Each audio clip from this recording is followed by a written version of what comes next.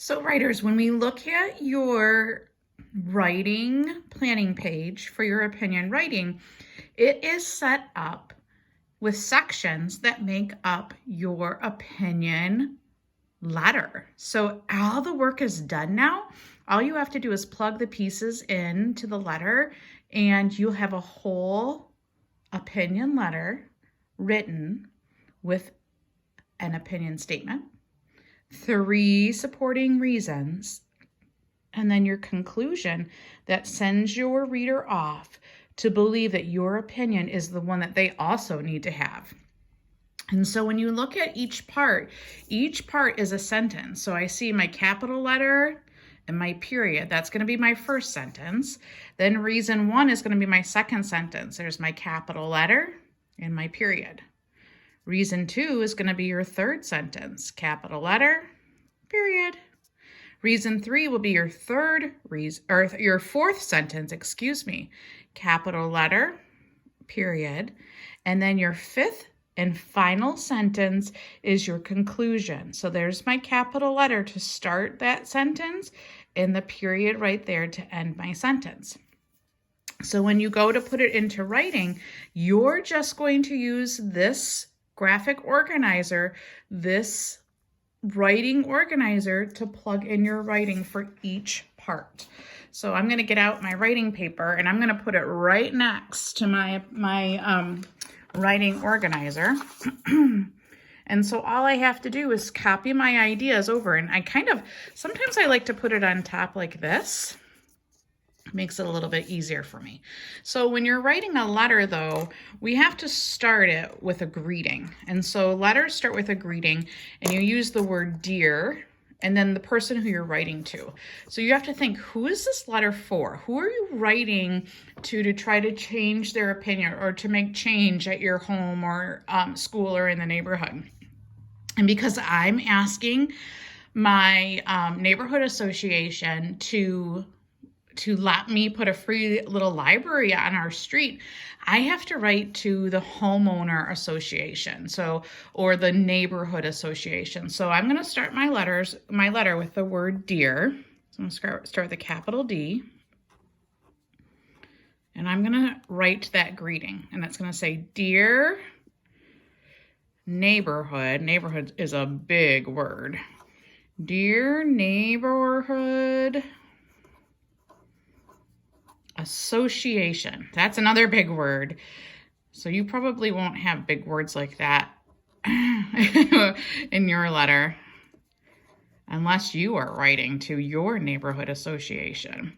So now it says, Dear Neighborhood Association. So that first line is just for your greeting. Then I'm going to put a comma because now I'm ready to write my first sentence. So my first sentence is the topic sentence or my opinion. And I'm going to write it exactly like I have it here. I'm going to start with my capital letter and I'm going to end it with my period. And so I'm just going to start right here. In my opinion, and I like to keep my paper layered on top just so I can look to spell words correctly. Look, I had some trouble spelling that word and I crossed it out. That was just my draft. This is just my planning page. So now I'm going to make sure I spell it correctly now that I'm writing the actual letter. In my opinion, I think you just take your time.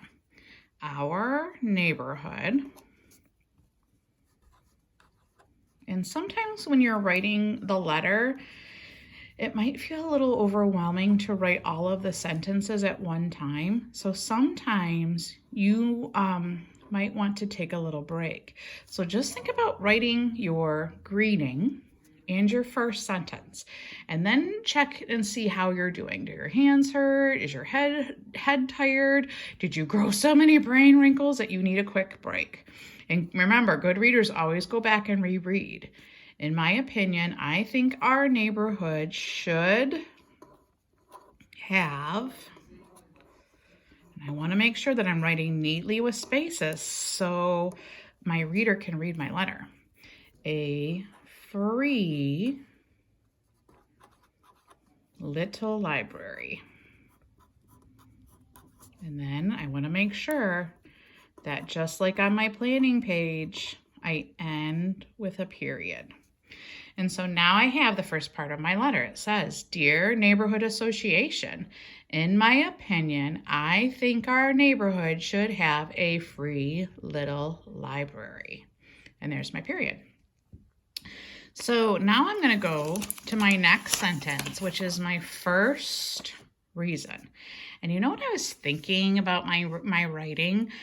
I might want to use some transition words because those transition words really help to make a little connection through my letter, and it makes it easier to read. Like, because that's number one, I might want this to say first. Remember, we did this with our how-tos. Next. And I might say finally here because this is my last reason. And then I will make a very clear reasons and very clear sentences that help my reader understand exactly what I'm trying to say. So if you feel like that's something that you want to add, go ahead and pause the video and add that to your planning page, just like I did. And then you'll be ready. And I like to circle, like here's my capital letter now. There's the period. And it helps me remember to start my sentence with a capital letter and with a period. Capital letter and with a period. So kind of give yourself a little assessment. Are you ready to go on to the next step? Do you need a little break? Where are you right now? Because you don't have to write this whole letter in one sitting. You can work a little bit on it each day, like a little part each day, and then you'll have it all completed. Because sometimes if you sit down and try to write the whole thing in one sitting, your brain and your body gets a little tired. So now I'm going to move my paper over a little bit so I can see my first reason, which is my second sentence. And look, I have a little space right here. So I can start the next sentence right here. And it's going to go first. People can donate books for others to read. So first, I don't have room to write people here, so I'm going to move down here. People can donate books for others to read. And I'm really going to pay close attention to how I circle that period.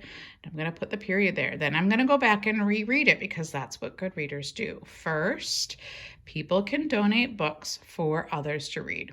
So I just said that's what good readers do, but that's what good writers do too.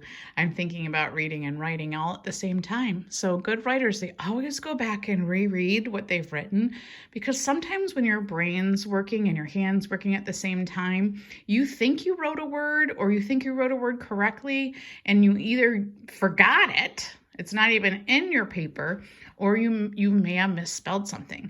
Just because your brain and your hand are working at the same time, and they're trying to keep up with each other. So that's why good writers always go back and reread what they're writing. So now notice again, I'm right here. And you know what? You might even put a little check mark. That sentence done. This sentence done. Remember, this is your planning page. This is your work page. So this is where you're fixing up things, marking up your writing, adding things like my transition words. All those things, all your work's done here. So when you go to write your letter, it's nice and neat, and this is like the final piece. This is the part that I'm publishing, and this is the piece that I want my reader to read. So I do have room right here to start my next reason, which is right here, reason number 2. Next, people would not have to go to the library or bookstore to get a book. So I have room to start it right here. Let's start with a capital letter. Next.